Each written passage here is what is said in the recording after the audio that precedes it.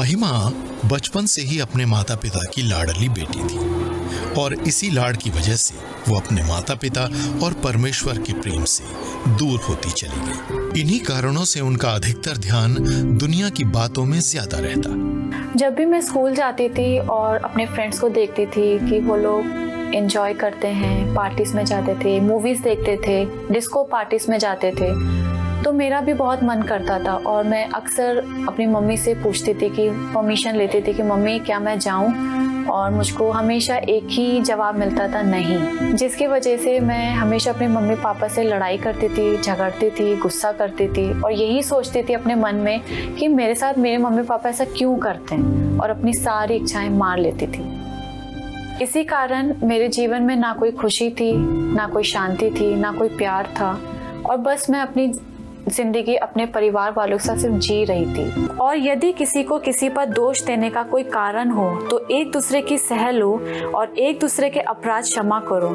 जैसे प्रभु ने तुम्हारे अपराध क्षमा किए वैसे ही तुम भी करो। यदि हम अपने पापों को मान लें तो वे हमारे पापों को क्षमा करने और हमें सब अधर्म से शुद्ध करने में विश्वास योग्य और धर्मी है। कि जो मैंने अपने मम्मी पापा के साथ जो बुरा व्यवहार किया, जो उनसे लड़ती थी, झगड़ती थी, गलत बातें बोलती थी, जो मेरा व्यवहार मेरे माता पिता के साथ बहुत गंदा था, जहाँ मैं लड़ती थी, झगड़ती थी, गुस्सा करती थी।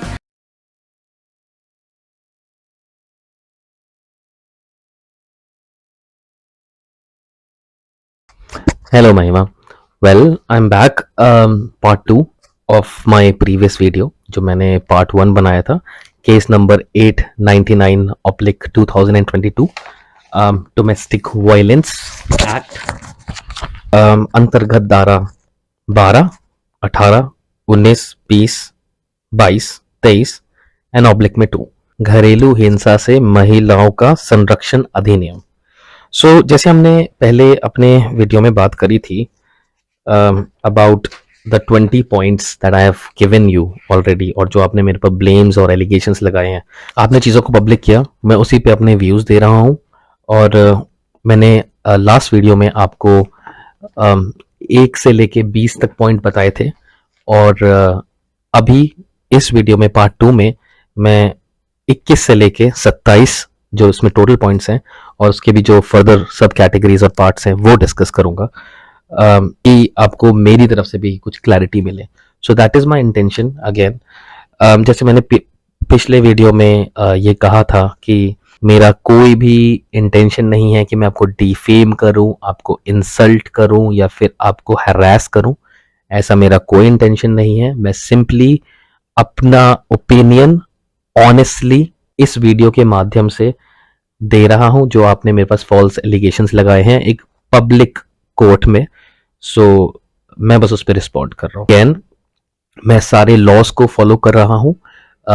Number 1, I am utilising my right to speech, जो मेरा फंडामेंटल राइट है और जो मुझे अलाउ करता है कि मैं अपने विचारों को व्यक्त कर सकता हूं। That's number 1। नंबर 2 इस सेक्शन 52 ऑफ कॉपीराइट एक्ट, जो मुझे अलाउ करता है कि मैं अपनी केस प्रोसीडिंग्स को और उसके जजमेंट्स को डिस्कस कर सकता हूं publicly on the condition that I am not lying here.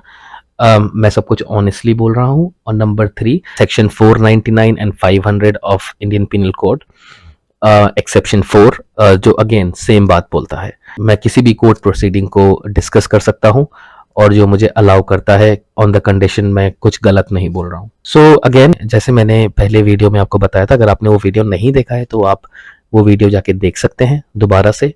मेरा 8 मिनट का डिस्क्लेमर, प्रॉपर डिस्क्लेमर उसमें मेंशन्ड है।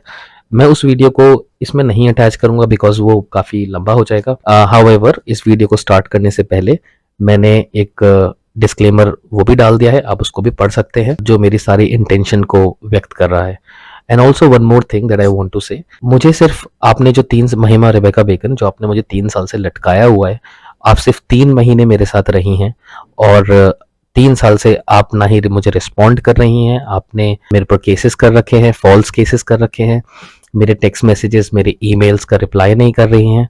सो मुझे थक हार के मेरे पास कोई और ऑप्शन बचा नहीं कि मैं आपसे वीडियो के माध्यम से बात करूं। सो मेरा इंटेंशन अगेन क्लियर है कि मैं सिर्फ आपसे बात कर रहा हूँ, आपसे चीज़ें डिस्कस कर रहा हूँ। जो आपने मेरे फॉल्स एलिगेशन लगाए हैं, मैं उसके बारे में क्या ओपिनियन रखता हूँ वो मैं आपसे शेयर कर रहा हूँ, प्लेन एंड सिंपल। कोई इसमें हरासमेंट नहीं है, कोई इंसल्ट नहीं है, कोई गलत नहीं है। उल्टा आपने मुझे इसमें छोटी छोटी बातें बोल के मुझे हरास और डिफेम करा है। बट एनीवे, जो भी है, मैं अपने ओपिनियन देने का हक रखता हूँ। So here it is. So पिछले वीडियो में अगेन आई एम सेइंग मैंने 1 to 20 पॉइंट डिस्कस करे थे, और इस वाले वीडियो में मैं पॉइंट 21 से लेके पॉइंट 27 जो उसके सब कैटेगरीज और सब पार्ट्स हैं वो डिस्कस करूंगा। अगेन इस केस नंबर का नंबर है 899 oblique 2022 under section 12 of Domestic Violence Act, protection for women. So moving on, here is the point 21। यह कि प्राथमी वादनी के पिता ने कई बार सम्मानित व्यक्तियों को विपक्षी गणों के पास ले जाकर सभी से निवेदन किया कि विपक्षी संख्या 1 प्राथमी वादनी को ले जाकर उसका भरण पोषण करे, किंतु विपक्षी संख्या 1 जो मैं हूं, प्रशांत, ने कोई सुनवाई नहीं की, जिसका विपक्षी संख्या 1 को कोई अधिकार प्राप्त नहीं है। वेल, इसमें 3 पॉइंट्स हैं जो आपने लिखे हैं, तीनों को मैं डिस्कस करता हूं। पहला पॉइंट आपने ये लिखा है कि प्राथमी वादनी के पिता ने कई बार सम्मानित व्यक्तियों को विपक्षी गण के पास ले जाकर सभी से निवेदन किया। ये बिल्कुल बात झूठ है। मैंने उल्टा आपको इतने ईमेल्स, इतने टेक्स्ट मैसेजेस, आपके फादर को ईमेल्स और टेक्स्ट मैसेजेस किए, जिनका मेरे पास एक एविडेंटली प्रूफ है जो मैं शो कर सकता हूँ, अभी भी दिखा सकता हूँ इस वीडियो पर। बट मैं अभी उस चीज में डिटेल्स में नहीं जाना चाहता हूँ। बट एनीवे, तो ये बात गलत है कि आपके फादर ने कभी भी कोई इनिशिएटिव नहीं लिया कि कोई बात करे। बट हाँ, एक बार मैंने इनिशिएटिव लिया था जिसके द्वारा हम लोग 4/12/2021 को एक इंग्रहाम इंस्टीट्यूट चर्च में पास्टर के सामने बैठे थे और हमने वहां पे बात करी थी। अल्टीमेटली उसका भी रिस्पॉन्स कुछ सही नहीं निकला था। आपने वहां पे भी सब कुछ खराब किया, सारी अपॉर्चुनिटी को लात मार दी। उसके बाद तो फिर चीजें आपने ब्लंडर ही करा है। उसके बाद तो आपने ये फॉल्स एलिगेशंस, फॉल्स केसेस मेरे पर डाल दिए। और इस बीच में बिफोर मेरे जो अभी मैंने पहला वीडियो डाला था और अभी जो मैं आज ये वीडियो डाल रहा हूँ, इस बीच में आपने काफी चीजें एस्केलेट करी, जो मैं बाद में डिस्कस करूंगा in the end of the video. I will discuss them. But अभी के लिए पॉइंट नंबर 21 यह है कि प्राथमी वादनी के पिता ने कई बार सम्मानित व्यक्तियों को विपक्षी गण के पास ले जाकर सभी से निवेदन किया कि विपक्षी संख्या 1 जो मैं हूं, प्राथमी को ले जाकर उसका भरण पोषण करे।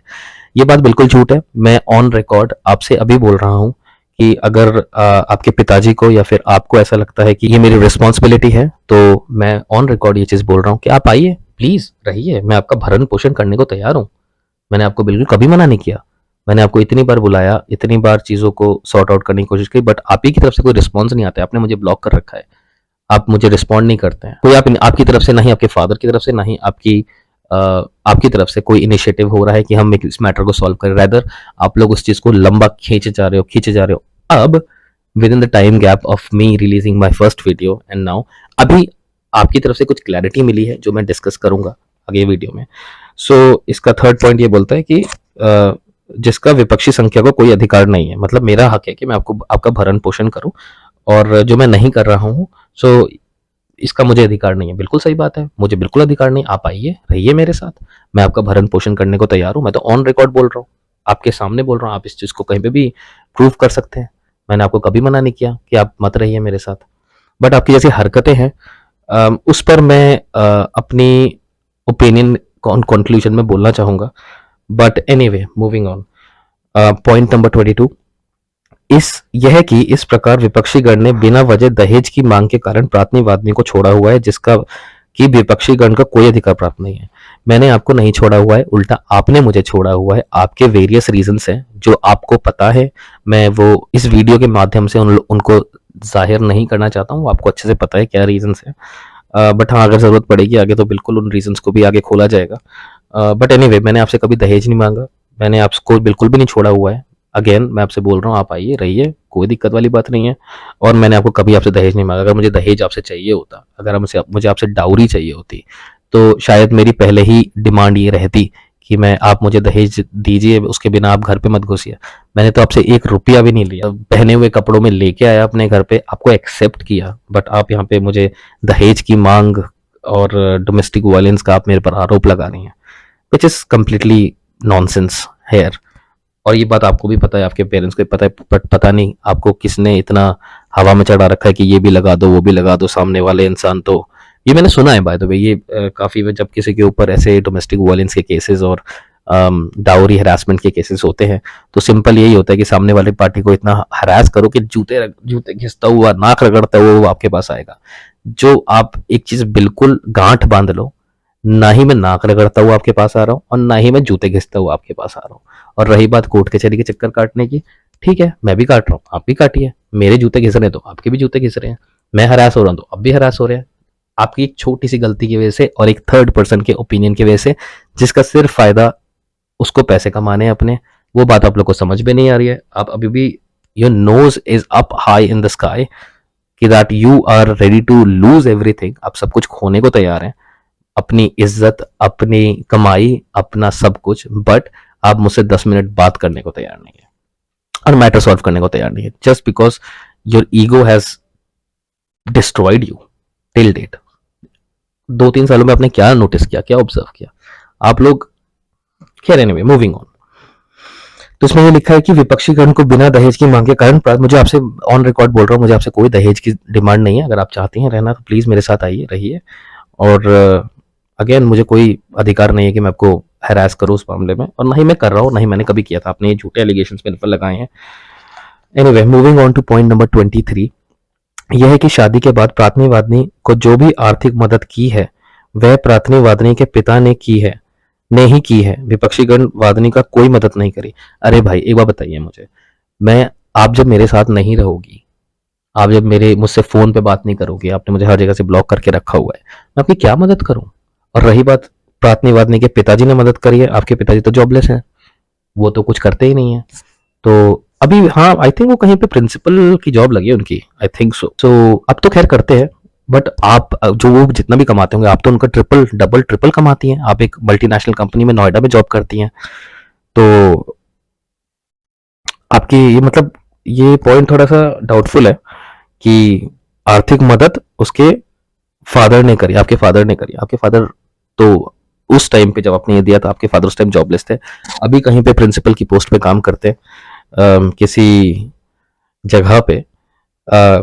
खैर, तो और आप उस टाइम पे उनसे भी ज्यादा कमाती थी, अभी भी आप उनसे ज्यादा ही कमा रही है, 3 कमा रही हैं। तो ये पॉइंट एकदम झूठ है कि आपके फादर ने आर्थिक मदद करी। बाय द वे, आपके फादर उस कंडीशन में नहीं थे, वो तो हॉस्पिटलाइज थे, वो तो आईसीयू में थे, वो कहाँ से मदद करेंगे आपकी? और उल्टा आपने उनकी मदद करी है, जो आपने इस डॉक्यूमेंट के माध्यम से मुझे, जो रजनीश वर्सेस नेहा का इनकम एसेट और लाइबिलिटी वाला एफिडेविट है, उसमें आपने दिखाया है कि आपने कितना अपने फादर को आर्थिक मदद करी है और कितना आपने उनके ऊपर खर्चा किया है और कितना वो आपके साथ आप पे डिपेंडेंट है। ये आप वहां पे शो करना चाह रहे हैं। यहाँ पे आप पिटिशन में लिख रही हैं कि आप उन पे डिपेंडेंट है, उल्टा आप वहां दिखा रही हैं कि वो आप पे डिपेंडेंट है। यार आप लोग क्या चाहते हो? ये सब झूठ बोल के आपको क्या मिल रहा है? मजे आ रहे हैं आपको? Are you partying every night? Are you chilling out? Is it giving you happiness? Well, शायद तभी आप ये चीज कंटिन्यू करे जा रहे हैं, आप इस चीज को खत्म ही नहीं कर रहे हैं। बट एनीवे, मूविंग ऑन, वो आपकी मर्जी है, मैं आपको ना ही फोर्स कर सकता हूँ, ना ही मैं आपको बोल सकता हूँ कि खत्म करो। आपको जो करना है आप करो, इट्स ओके। मेरा जो एक्शन है वो मैं एक्शन लूंगा, आप मुझे भी नहीं बोल सकते हो खत्म करो या कुछ भी करो, आगे बढ़ाओ, ये मेरी मर्जी है। और जो मुझे सही लगेगा वो मैं करूंगा, सिंपल है। ऑन रिकॉर्ड ये चीज बोल रहा हूँ। मूविंग ऑन, पॉइंट नंबर 24, यह है कि प्राथनी वादनी एक सीधी सादी महिला है। प्राथनी वादनी ने अपने पिता पर बोझ बनकर रह रही है। प्राथनी वादनी के पिता वृद्ध व बीमार रहते हैं। प्राथनी वादनी का खर्चा वहन करने में असमर्थ हो गए हैं। ये भी झूठ पॉइंट है। पहला पॉइंट, मैं इसके बारे में कोई कमेंट नहीं करूंगा, मैं सच नहीं बोलूंगा, मैं झूठ नहीं बोलूंगा, मैं इस पर कोई कमेंट नहीं करूंगा, मैं अपना कोई ओपिनियन नहीं दूंगा। जो है कि यह कि प्राथनी वादनी एक सीधी सादी महिला है। एक कहावत है इंग्लिश में, action speaks louder than words. बस यही मेरा कमेंट रहेगा इस पे। और इसमें आपने दूसरी आगे लिखा है कि प्राथनी वादनी अपने पिता पर बोझ बनकर रहे। अरे मत रहो बोझ बनकर, किसने बोला है आपसे बोझ बनकर? आओ अपने हस्बैंड के साथ अपनी मैरिड लाइफ को ज्वाइन करो। मैं तो आपको सामने से बोल रहा हूँ, किसने बोला आपको बोझ बन के रहने के लिए? मैंने कहा है। आप खुद अपनी मर्जी से अपने पिता के ऊपर बोझ बन के रह रही हो, अपने फादर के घर पे रह रही हो, आप अपने घर पे रह रही हो। एक्चुअली आपके फादर ने तो घर आपके नाम पे कर दिया है। सो मैंने आपको कभी मना नहीं किया कि आप बोझ बन के रहिए। और जो कि प्राथमिकवादी के पिता वृद्ध व बीमार रहते हैं, प्राथमिकवादी का खर्चा बहन करने में असमर्थ है। भाई फिर से खर्चे वाली बात, आप कम से कम 60 to 70,000 रुपीज मंथली कमा रहे हो, आप अकेली हो, आपके फादर अकेले हैं इतना, और आपके फादर भी कमा रहे हैं, तो आपकी तो मंथली इनकम अप्रोक्सीमेटली 1-1.5 लाख रुपए तो आ ही रही होगी अप्रोक्सीमेटली। तो इसमें आप इसमें लिखते हो कि बीमार रहते हैं वह प्राथमिकवादी का खर्चा बहन करने में असमर्थ है। 1 लाख रुपए आपसे आपके लिए कम है? ऐसा क्या करते हो यार? ऐसा ऐसा मतलब ऐसी क्या चीजें हैं जो 1 लाख रुपए में आपके खर्चे नहीं निकल रहे हैं? Wow, it's like anyway, moving on. Point number 25 यह है कि विपक्षी संख्या 1 जो कि मैं हूं, एक प्राइवेट कंसल्टेंसी में कार्य करता है जो कि करीब 50,000 रुपए से ज्यादा कमाता है, तथा विपक्षी संख्या 1 जो अपने दूसरे फ्लैट का किराया करीब 20,000 रुपए आता है। विपक्षी संख्या 2 व 3 डैश डैश डैश कंपनी में कार्यकर्ता थे। वहां से रिटायर होने के पश्चात करीब अलग अलग दोनों 40,000 रुपए पेंशन पाते हैं। विपक्षी संख्या 4 भी जॉब में है और करीब 1 लाख रुपए से ऊपर की सैलरी पाता है। विपक्षी गण संयुक्त परिवार है, संयुक्त परिवार को करीब 2.5 लाख रुपए प्रति माह की आमदनी है। ओके, सो पहले हम बात करते हैं विपक्षी संख्या 1 की जो कि मैं हूं। यहाँ पे आपने लिखा है कि एक विपक्षी संख्या 1 प्राइवेट कंसल्टेंसी में कार्य करता है जिसकी करीब 50,000 रुपए सैलरी है। मैंने ये वाला पॉइंट अपने पहले पार्ट 1 में भी डाला था, दोबारा इस चीज को रिपीट कर रहा हूं। मैं जॉब नहीं करता हूं, I am self employed, I work for my self. और मैं 50,000 कमाऊं, 5,000 रुपए कमाऊं, मैं 10,000 रुपए कमाऊं, 5 रुपए कमाऊं या 5 लाख रुपए कमाऊं, ये मेरी हेडेक है। आपको बिल्कुल भी, आप इसमें ये शो करना चाहते हैं कि देखो ये तो इतना कमाता है फिर भी मुझे कुछ कर नहीं रहा है, भाई मैं तो करने को तैयार हूं, आप आ जाओ रहने के लिए। वो आपको करना नहीं है, बट आपको तो बस ये है कि आप पैसा दिखा के यहाँ पे ये एक्सपेक्ट कर रहे हो कि आपको, मुझे 1 लाख रुपए तो ऑलरेडी मिल ही रहा है आपको, आपकी जॉब से, आपके फादर के उससे, आपको उसके ऊपर भी चाहिए। अरे कितने लालची लोग हो भाई, तुम्हारे फादर तो पास्टर है ना, उनका तो लाइवलीहुड कम में भी गुजर जाता होगा, बट नहीं, अभी उनको प्रिंसिपल की नौकरी लगी है बाय द वे। सो आपको तो ऊपर से इतना, चलो ठीक है वो बाद में डिस्कस करेंगे आगे। सो 50,000 रुपए कमाता है। फिर अब बात होती है विपक्षी संख्या 2 व 3 जो डैश डैश डैश कंपनी में कार्य करता है, जो रिटायर्ड हो गए हैं और जिनको 40,000 रुपए पेंशन मिलती है। क्या कोई आपको ये लिखने से पहले क्या आपके पास कोई प्रूफ है इस चीज का जो आपने ये लिख दिया यहाँ पे? और जो ये मेरे विपक्षी संख्या 1 जो कि मैं हूँ, उनके बारे में भी, मेरे बारे में भी, जो आप 50,000 रुपए कमाने, आपके पास कोई भी एविडेंस है, आपके कुछ भी डॉक्यूमेंट है जो इस चीज को प्रूव कर सकता है? और रही बात विपक्षी संख्या 2 या 3 की, इनके बारे में लिखा है 40-40 हजार रुपए पेंशन कमाते हैं, तो फिर आपके पास प्रूफ भी होगा, आप प्रूफ भी कर सकते होगे इस चीज को, है ना महिमा रेबेका बेकन? प्लीज इस चीज को प्रूफ करिए।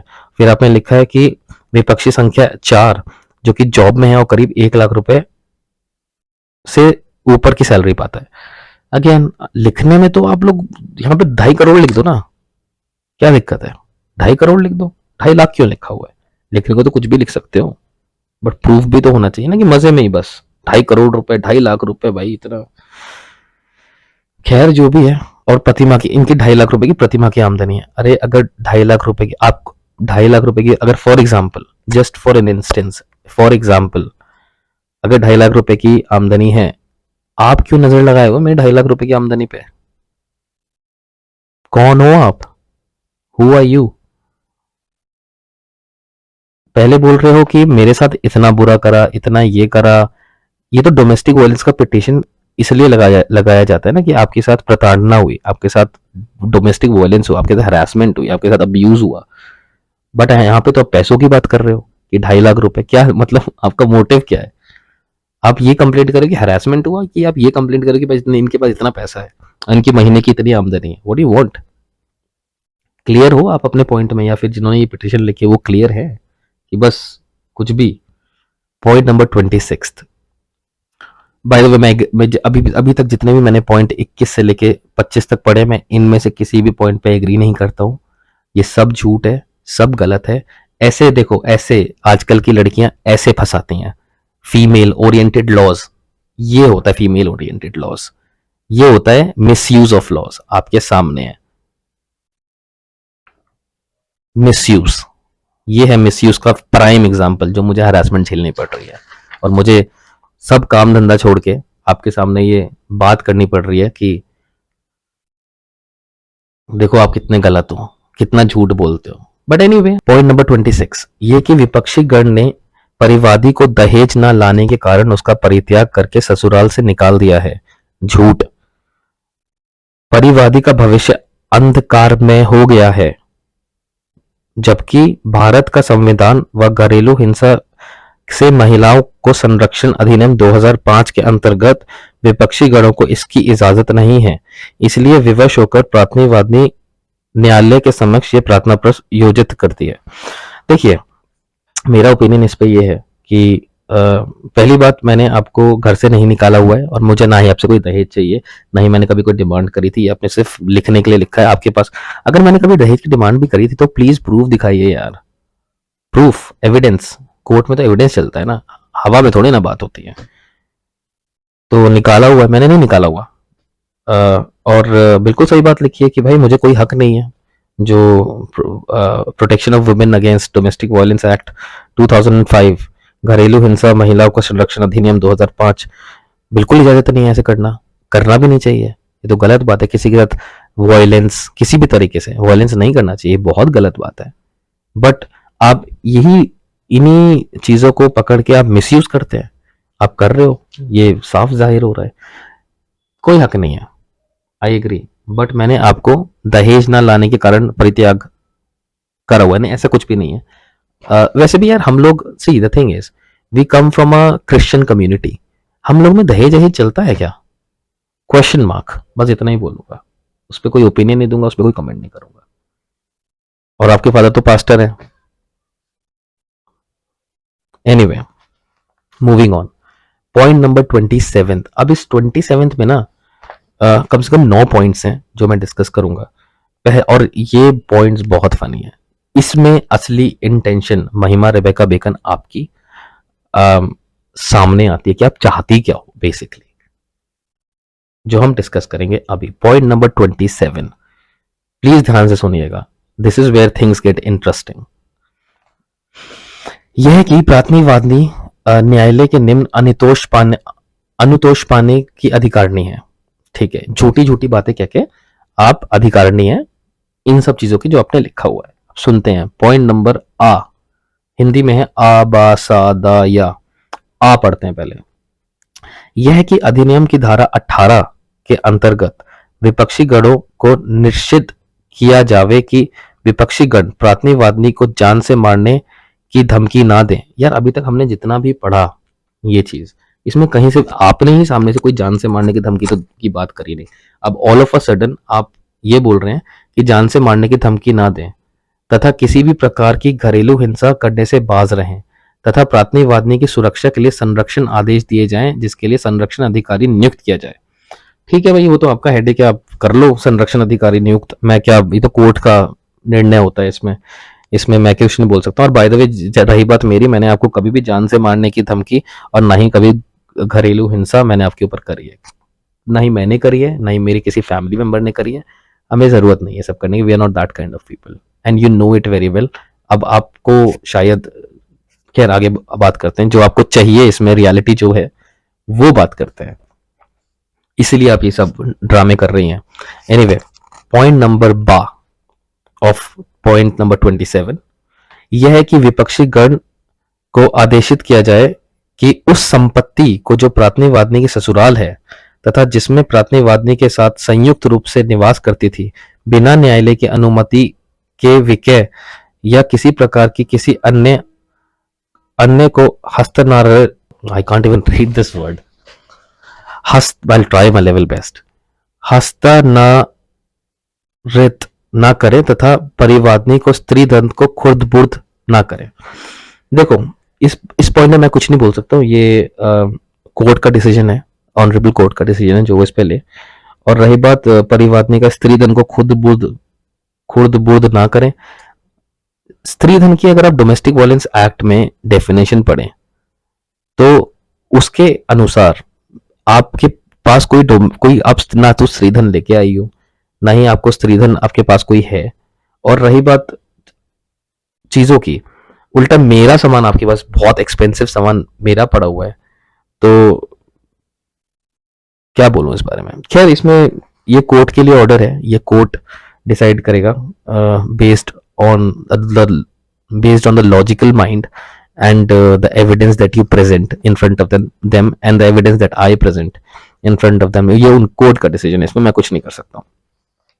पॉइंट नंबर सा ऑफ पॉइंट 27 यह है कि प्राथमी वादनी के साथ जो कि वर्तमान में अपने पिता पर बोझ बनकर रह रही है, मत रहो बोझ बनकर यार, क्यों रह रही है बोझ बनकर, अपने हस्बैंड के साथ रहो, किसने मना किया, मैंने तो मना नहीं किया, मैं तो ऑन रिकॉर्ड बोल रहा हूँ, रहो बन के रह रही है, जबकि प्राथमी वादनी के रहने के निवास का दायित्व विपक्षी गण का है। बिल्कुल है, आ जाओ रहो, विपक्षी गण का है। लिहाजा अधिनियम की धारा 19 के अंतर्गत प्राथमी वादनी व प्राथमी वादनी की ससुराल में रहने की व्यवस्था कराई जावे या माननीय न्यायालय प्राथमी वादनी के जीवन को दृष्टिगत रखते हुए कोई समुचित निवास दिलाए जाने के आदेश पारित करे तथा प्राथमी वादनी को स्त्रीधन दिलाया जावे। वेल अगेन कोर्ट की जरूरत ही नहीं, मैं तो सामने से ही बोल रहा हूँ आपको, रहो आके अगर आपको रहना है तो। और रही बात स्त्रीधन की, तो आप प्लीज ये कोर्ट से बात करिए, इसमें तो मैं कुछ नहीं बोल सकता, ये कोर्ट ही डिसाइड करेगा।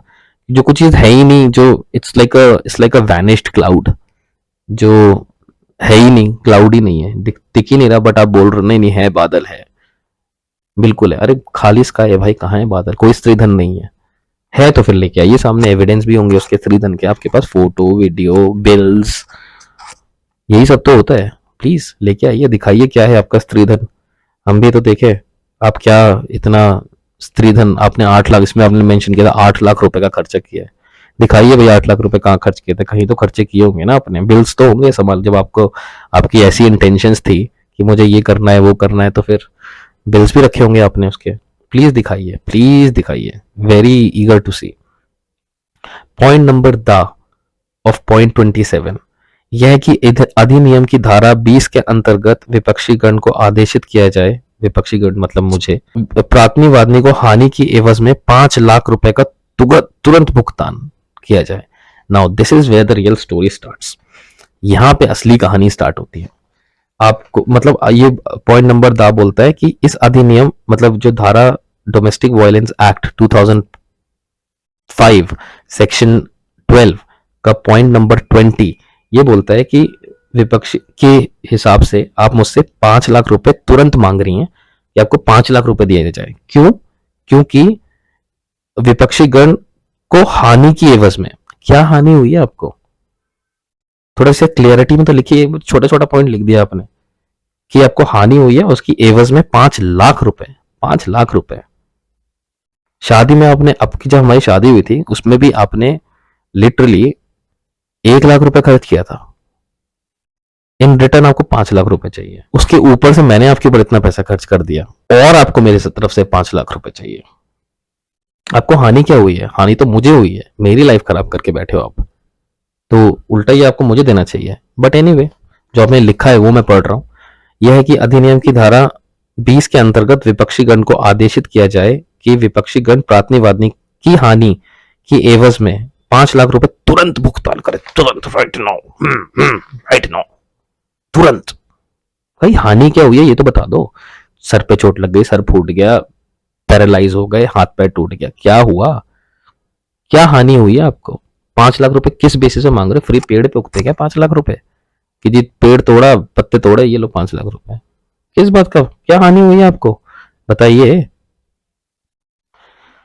पॉइंट नंबर या ऑफ पॉइंट 27 यह है कि विपक्षी गण को माननीय न्यायालय के द्वारा आदेशित किया जाए कि विपक्षी गण प्राथमी वादनी के चिकित्सा सेवा के रूप में एक मुक्त राशि 1 लाख रुपए तुरंत, पहले आप हानि के लिए 5 लाख रुपए मांग रही हैं महिमा रेबेका बेकन, फिर आप मांग रही हैं कि चिकित्सा के लिए आपको 1 लाख रुपए दिए। भाई आपको कोई बीमारी मारी है क्या? वेल हाँ, ओ हाँ, आपने इसमें एविडेंस में लगाया तो आपको एक बीमारी तो है, चलो वो हम ना आगे बात करेंगे उस बीमारी के बारे में, बिल्कुल बात करेंगे क्योंकि वो जरूरी है। और वो ऐसी बीमारी है कि मगर उसके लिए 1 लाख रुपए का ट्रीटमेंट तो होता नहीं है, उसका ट्रीटमेंट ही नहीं होता बाय द वे उस बीमारी का। वो एक वायरस वाला इन्फेक्शन है जो परमानेंटली रहता है। It can be treated but it cannot be vanished, it cannot just go away।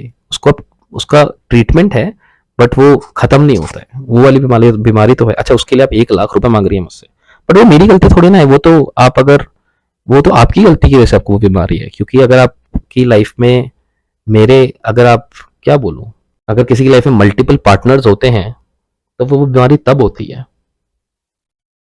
तो ये तो मैं तो देने को तैयार नहीं हूँ 1 लाख रुपए, जो आपकी गलती है।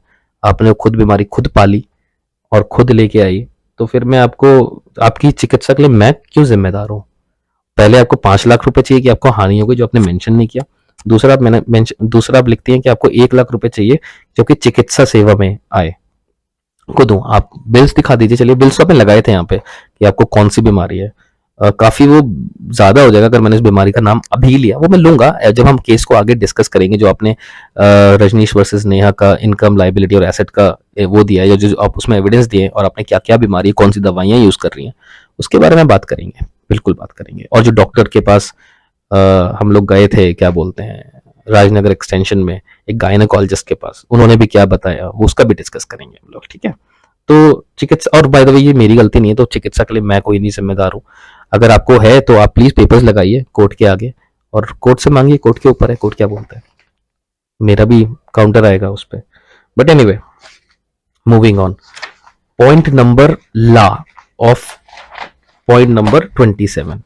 अब ये वाला पॉइंट ना बहुत फनी है। ये वाला पॉइंट बहुत ज्यादा फनी है, क्योंकि महिमा रेबेका बेकन, आप मुझसे धारा 21 के तहत बच्चों की प्रोटेक्शन का ऑर्डर मांग रही हैं। मैं पढ़ता हूं इस पॉइंट को। यह कि अधिनियम की धारा 21 के तहत माननीय न्यायालय के द्वारा प्राथमिक वादनी के पक्ष में समुचित संरक्षण आदेश विच इज प्रोटेक्शन ऑर्डर्स और सेक्शन 21 इज फॉर चिल्ड्रन विरुद्ध विपक्षी गण को पारित किया जाए। मतलब विपक्षी गण पे लगा जाए कि महिमा रेबेका बेकन के जो बच्चे हैं और प्रशांत के जो बच्चे हैं वो महिमा को दिए जाए उनकी प्रोटेक्शन के लिए। हमारा तो कोई बच्चा ही नहीं है। ये देख रहे हो the level of false copy paste का मैजिक दिख रहा है यहाँ पे। कॉपी पेस्ट, ये हैं आपके इंटेलिजेंट कंसल्टेंट। आप मुझसे, हमारे कोई बच्चे नहीं है, आप मुझसे बच्चों के लिए प्रोटेक्शन ऑर्डर्स मांग रहे हो। Does it even make sense? Does it even make sense? Law point ये बोलता है, पॉइंट नंबर 27 का, यह है कि अधिनियम की धारा 21 के तहत माननीय न्यायालय द्वारा प्राथमिक वादनी के पक्ष में समुचित संरक्षण आदेश विरुद्ध विपक्षीगण पारित किया जाए। हमारा तो कोई बच्चा ही नहीं है, सेक्शन 21 तो अप्लाई नहीं होता यहाँ पे, वो भी डाल दिया। अरे कुछ सुधर जाओ, पास्टर है ना आपके फादर, झूठ बोलने में शर्म नहीं आती है? बच्चे लिया है पता नहीं कहां से। आपको तो सब कुछ चाहिए, 5 लाख रुपए भी चाहिए, 1 लाख रुपए भी चाहिए, उसके बाद बच्चों का भी आदेश चाहिए। अरे बच्चे हैं ही नहीं तो आदेश कहां से होगा मेरे भाई? क्या है ये, लिटरली क्या है ये भाई? कंसल्टेंट साहब सही है ना?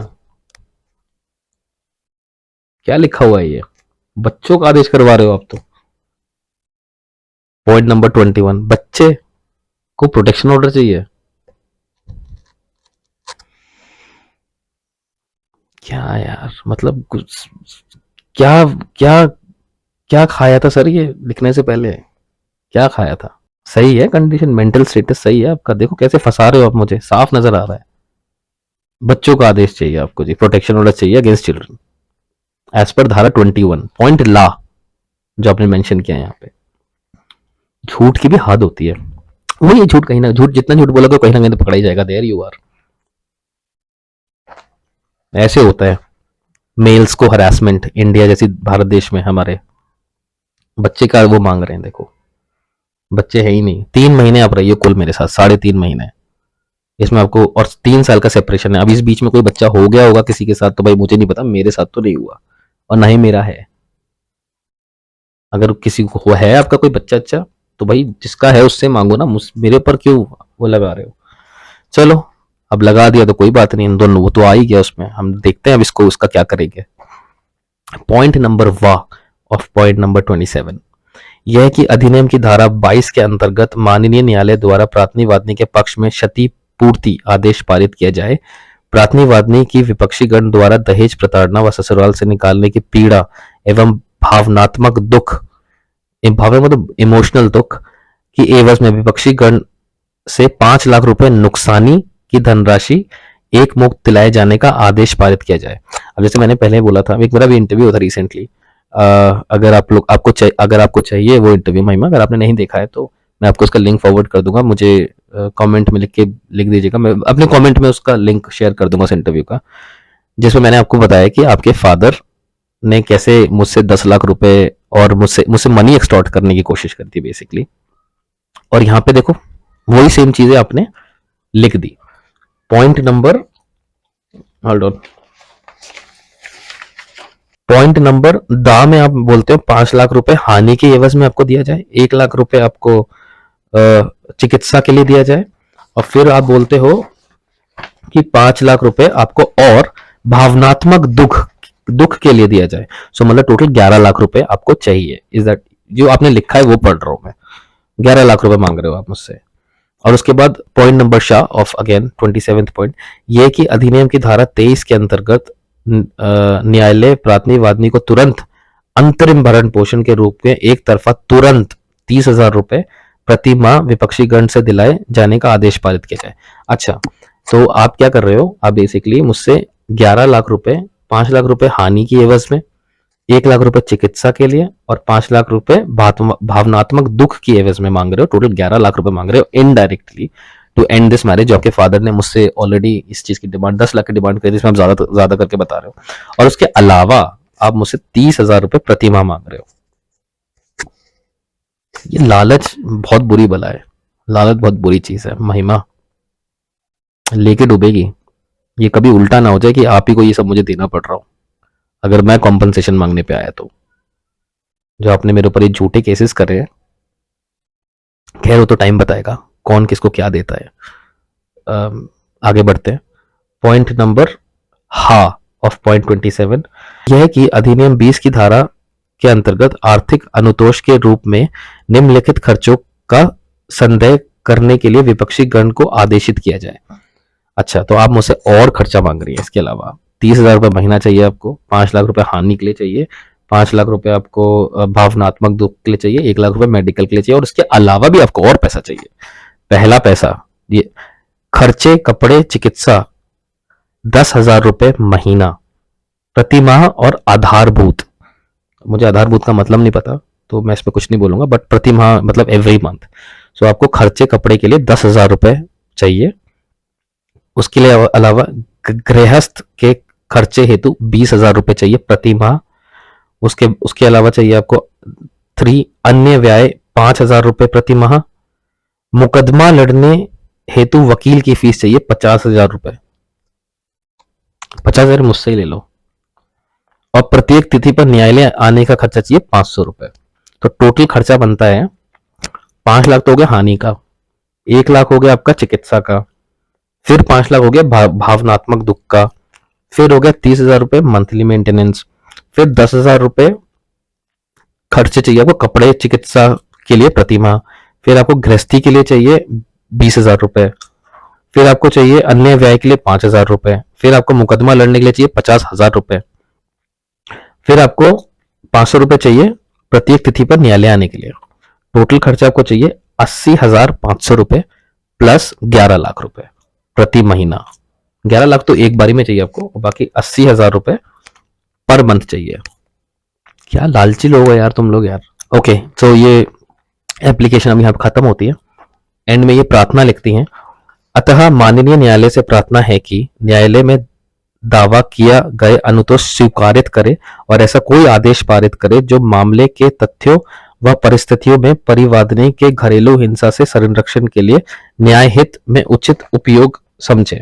महिमा ने अपने यहाँ पे साइन करे हुए, महिमा आपने अपने साइन, तो ये आपने दिया है और आपने एंड में लिखा है, मैं परिवादनी सत्यापित करती हूँ कि उपरोक्त प्रार्थना पत्र के समस्त धारा का कथन मेरे निजी ज्ञान व विश्वास से सत्य है और कोई तथ्य छिपाया नहीं गया है, ईश्वर मेरा साक्षी है। तो आपने तो अपना ईश्वर भी नहीं छोड़ा भाई साहब, ये है आपका लेवल। फिर आपने यहाँ पे एफिडेविट लगाया है जिसमें आप ये बोलती हैं कि शपथ पत्र, जो SD फर्स्ट, पढ़ता हूँ एफिडेविट को। न्यायालय श्रीमान JM गाजियाबाद, वाद संख्या नहीं लिखा है, SD फर्स्ट 2022, श्रीमती महिमा रेबेका बेकन बनाम श्री प्रशांत दास पुत्र डैश डैश डैश, अंतरित धारा 12, सपठित धारा 17, 18, 19, 20, 22, 23, घरेलू हिंसा से महिलाओं का संरक्षण अधिनियम, थाना नंदग्राम। शपथ पत्र ओर से श्रीमती महिमा रेबेका बेकन, जिनकी आयु करीब 28 वर्ष है, आपकी आयु 34 है। आपने यहाँ पे भी झूठ लिखा है, अपनी आयु भी नहीं, ये तो आप लिखा तो आपने नहीं है, जिसने भी लिखा है भाई पता नहीं क्या खाया हुआ है आपने, क्या खाया हुआ है, क्या लिख रहे हो। जिसकी करीब आयु 28 वर्ष है, पत्नी श्री प्रशांत दास, पुत्री श्री डैश डैश डैश, निवासी flat dash dash dash, Rajnagar extension, थाना नंदग्राम, गाजियाबाद। निम्न प्रकार है। पहला पॉइंट यह है कि मैं शपथ पूर्वक बयान करती हूं कि मेरा उपरोक्त नाम व पता व उम्र सब सही है। ये भी गलत है, नाम सही है, पता सही है, उम्र गलत है, झूठ लिखा है, गलत। और यहाँ पे अपने एफिडेविट भी साइन कर दिया, ये भी लेके जाऊं आगे। शपथ पत्र का भाग है और इस शपथ पत्र के साथ सदापन पढ़ा जाए।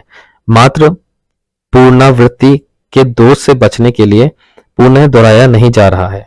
सत्यापन में आपने लिखा है, मैं सत्यापित करती हूं कि मैं उपरोक्त शपथ पत्र की धारा 1 व 2 में दिए गए कथन मेरे निजी ज्ञान और विश्वास में सब सही है, वह सत्य कुछ भी छुपाया नहीं गया है और ईश्वर मेरा साक्षी है। भाई पहला पॉइंट ही तुमने झूठ लिख दिया। अगर तुम्हारी उम्र 34 ईयर्स है और तुमने यहाँ पे लिख दिया 28, चलो 28, 29, 30, इतना 1-2 साल का गैप बनता है, तुमने तो 4-5 साल का लिटरली गैप बता दिया। इसमें आपकी फोटो लगी हुई है, उत्तर प्रदेश सरकार का स्टैंप लगा हुआ है और आपके सिग्नेचर है इस पे। और फिर आपने यहाँ पे दिया है श्रीमान जी मेरे पास जो भी आपने एविडेंस दिए हैं, फोटोकॉपी, ये वो जो सब गलत है। एनीवे, अच्छा अब हम बात करते हैं, अब ये पिटीशन तो हो गई कंप्लीट, ठीक है, कुछ एविडेंसेस भी हैं, एविडेंसेस के बारे में बात करेंगे बट अभी नहीं। इस वीडियो में हम सिर्फ हमको सिर्फ पिटीशन कवर करनी थी, हमने पिटीशन कवर कर ली। पार्ट 3 में मैं कोर्ट के जो आदेश हुए हैं, जब से ये कोर्ट के स्टार्ट हुआ है मेरे ऊपर, फर्जी, फॉल्स, झूठा मुकदमा डोमेस्टिक वायलेंस का जब से स्टार्ट हुआ है मेरे ऊपर, तब से मेरे ऊपर जो जो चीजें हुई हैं कोर्ट के द्वारा, न्यायालय के द्वारा, ऑनरेबल कोर्ट के द्वारा, वो मैं पार्ट 3 में बताऊंगा विथ प्रॉपर कोर्ट का अटेस्टेड कॉपी निकाली हुई कोर्ट से, उसके हिसाब से बताऊंगा। बट इन पॉइंट में मैं सिर्फ इतना बोलना चाहता हूं, जो भी मैंने अभी 21 से लेके 27 तक और फर्दर जो 9 पॉइंट्स पॉइंट 27 के पढ़े हैं, उसमें सिर्फ मेरा कमेंट यही है कि महिमा रेबेका बेकन, देखिए जो आपने लिखा है ये आपको भी पता है झूठ है, आपके कंसल्टेंट जी को भी पता है वो झूठ है। आपको एंड में मुझसे 11 लाख रुपए और 80,000 रुपए महीना चाहिए, जो मैं नहीं देने वाला। मैं ऑन रिकॉर्ड क्लियर करता हूं ये चीज, मैं आपको 1 रुपया नहीं दूंगा, 1 रुपया नहीं दूंगा आपको मैं।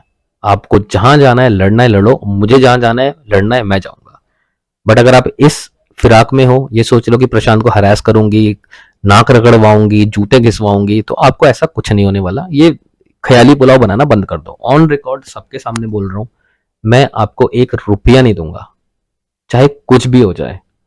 मेरे पास है ही नहीं, मैं कहां से दूं भाई, लिटरली सीरियसली नहीं है मेरा पैसा, और नहीं मैं दूंगा। आप कितना ही फोर्स कर लो, कितना भी लड़ लो, कितने सालों तक लड़ते रहो, कुछ नहीं होने वाला। एंड में मैं सिर्फ इतना बोलूंगा, महिमा रेबेका बेकन, ये सब लड़ाई झगड़ा करके कोई फायदा नहीं है। आप इस केस को आगे बढ़ाओगी, मैं भी इस केस को आगे बढ़ाऊंगा। अगर कल को ये प्रूव अगर गलत हुआ, जो मैं कर दूंगा किसी भी हाल में, तो फिर आपके ऊपर उल्टा केसेस आने वाले हैं, ये बात ध्यान रखो। फिर उसमें अगले 10 साल निपटेंगे। आप अभी 34 की हो, 54 की हो जाओगे तब भी खत्म नहीं होंगे। तो अगर आपको इस रूट पे चलना है, इस डायरेक्शन में चलना है, तो हम ये भी कर सकते हैं, बिल्कुल कोई दिक्कत नहीं है। मेरी भी लाइफ खराब, आपकी भी लाइफ खराब, लड़ते रहो, तमाशा बनते रहो लोगों के सामने, ठीक है। अगर आप ये चाहते हो, लेट्स गो फॉर इट। और अगर आप चाहते हो कि भैया हम लोग म्यूचुअली बैठे बात करें, मैटर को सॉल्व करें, और आप अपनी जिंदगी जिए, मैं अपनी जिंदगी जीता हूं, और खत्म करते हैं ये सब। इन सब चीजों में कुछ नहीं रखा हुआ, तारीख पे तारीख मिलती जाती है। सनी देओल का बहुत पुराना डायलॉग है, तारीख पे तारीख, तारीख पे तारीख, सबने सुना होता है। अगर वो सुन के भी अभी भी समझ में नहीं, और खुद प्रैक्टिकली एक्सपीरियंस करने के बाद भी अगर आपको नहीं समझ में आ रहा है तारीख पे तारीख का क्या मतलब होता है, तो इसका मतलब ये होता है हरासमेंट। आई थिंक आपके फादर तो आईसीयू में भी रह के आए हैं, भाई अपने फादर के बारे में सोच लो, और फादर अपनी बेटी के बारे में सोच लो, क्यों उसकी जिंदगी बर्बाद कर रहे हो भाई? शी इज 34 years old, क्या होगा उसका? जिसके पास बेटी होती है उसे ही पता होता है। आप तो उसके कंधे पे बंदूक रख के ढिशक्यां कर रहे हो। आगे क्या होगा, पीछे क्या होगा, फ्यूचर सोच रहे हो कि प्रेजेंट में ही दिमाग अटका हुआ है? भाई थोड़ा फ्यूचर के बारे में सोचो, व्हाट विल हैपन नेक्स्ट। एक बार ये चीज प्रूव गलत हो गई, जो आपने मेरे ऊपर एफआईआर करवाई है वो एक बार गलत हो गई, तो फिर क्या होने वाला है? मैं नहीं झुकूंगा फिर बाद में। अगर आप नहीं झुक रहे हैं तो फिर मैं भी नहीं झुकूंगा। मैं अभी तक नहीं झुका तो मैं बाद में क्या झुकूंगा? और मैं इसलिए नहीं झुक रहा हूं क्योंकि चीजें जो लिखी है सब गलत है, और मैं गलत का साथ नहीं दूंगा कभी भी, फुल स्टॉप। अभी भी रिक्वेस्ट कर रहा हूं Mahima Rebecca Bacon, come talk, let's solve this matter amicably, mutually, and आप अपनी जिंदगी में मजे करिए, मैं अपनी जिंदगी में मजे करता हूं, कोई दिक्कत नहीं है। जो आपको करना है करिए, बट मेरे ऊपर से हटो, मुझे ये सब में नहीं घुसना है। You have a very precious life, I have a very precious life. Let's spend some time in our respective lives so that we can enjoy our respective lives, not going here and there for no reason at our prime youth and waste the time. मैं आपसे simply आपसे request कर रहा हूँ और बहुत politely बोल रहा हूँ, इन सब चीजों में आपके लोगों ने तो अपनी जिंदगी के खूब मजे लिए हैं, अब वो बुढ़ापे में आ गए हैं, उनके पास और काम धंधा तो है नहीं, इनके ये सब, और जो और लोग हैं वो पैसा कमाने के लिए बैठे हैं। इन सब चीजों में टाइम किसी का खराब नहीं हो रहा, सब अपनी लाइफ में बिजी हैं, सब अपनी लाइफ में मजे ले रहे हैं। टाइम मेरा खराब हो रहा है, टाइम आपका खराब हो रहा है, महिमा रेबेका बेकन। इन सब चीजों में कुछ नहीं रखा हुआ और कुछ होगा भी नहीं इनका एंड में। और एंड में अगर ये चीजें प्रूव हो गई, तुम्हें पता है ये एंड में अगर प्रूव हो गई गलत, मैं इसको छोड़ूंगा नहीं। अगर आप उस टाइम पे आओगे मुझसे सेटलमेंट करने के लिए या बात करने के लिए, मैं आपको एंटरटेन नहीं करूंगा उस टाइम पे। माई वर्ड्स ऑन रिकॉर्ड बोल रहा हूं। सो प्लीज मैं आपसे भी रिक्वेस्ट कर रहा हूं, इसको खत्म करिए और आगे बढ़ते हैं। And by the way, with in the course of time, जो मेरा पहला वीडियो मैंने रिलीज किया था, अब जो दूसरा वीडियो रिलीज कर रहा हूँ, इस बीच में काफी चीजें हुई। महिमा रेबेका बेकन, आप नंदग्राम पुलिस स्टेशन के एसएचओ के पास गई, उन्होंने आपको क्या सजेस्ट किया कि भाई आप झूठी झूठी अपने वहां पे कंप्लेन करी मेरी, बट लकीली हुआ कुछ, क्योंकि सबको पता है कौन सही है कौन गलत है। आपसे पूछा गया एसएचओ साहब से, एसएचओ साहब ने आपसे पूछा गया कि भाई तुमने क्यों लटका रखा है 3 साल से, डाइवोर्स दो या फिर रहो साथ में, कायदे से। तो आपको आपका हस्बैंड क्या रहना चाहिए? आपका क्या जवाब था? मैं तो 24 मार्च को जवाब दूंगी, 24 मई को जवाब दूंगी। What the hell? अरे अभी तुम सामने बैठी हो, कंप्लेंट लेके आई हो, जवाब मांगा जा रहा है, जवाब क्यों नहीं दे रही हो? मतलब तुम्हारा कुछ फिशी चल रहा है ऑलरेडी साइड बाय साइड। 24 मई को जवाब दूंगी, अरे भाई क्यों 24 मई को? जब क्या है 24 मई के दिन? मुहूर्त है कोई? 3 साल से लटका दिया, 2 महीने और लटकाने तुम्हें, व्हाट्स द पॉइंट? अरे फादर को सोचना चाहिए यार। ऐसे ऐसे ऐसे भगवान आपसे विनती है, ऐसा बाप किसी को ना दे प्लीज, ऐसा दुष्ट बाप किसी को ना दे जो अपना ही घर खराब कर रहा है, जिसको दिख ही नहीं रहा, जिसके इतना फॉगी माइंड है उसका कि उसको समझ में ही नहीं आ रहा। आमीन। Small prayer I did right in front of you, I hope your brain opens up now.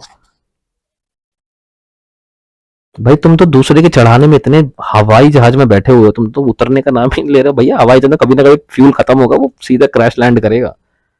इसके कॉन्सिक्वेंसेस भी सोचो जो तुमने किया है। मैं अभी भी सामने से बोल रहा हूँ, ये मैटर को खत्म करो, आगे बढ़ो। महिमा रेबेका बेकन आपसे बोल रहा हूँ, इसको बढ़ा के कोई फायदा नहीं है। अपना भी टाइम वेस्ट कर रहे हो, मेरा भी टाइम वेस्ट कर रहे हो। अगर आपको मजा आ रहा है इन सब चीजों में तो फिर मैं उसके बारे में कुछ बोल नहीं सकता हूँ, बट ठीक है, जैसे चल रहा है वैसे चल रहा है। फिर अगर आपको चीजें और एस्केलेट करनी है तो फिर करिए।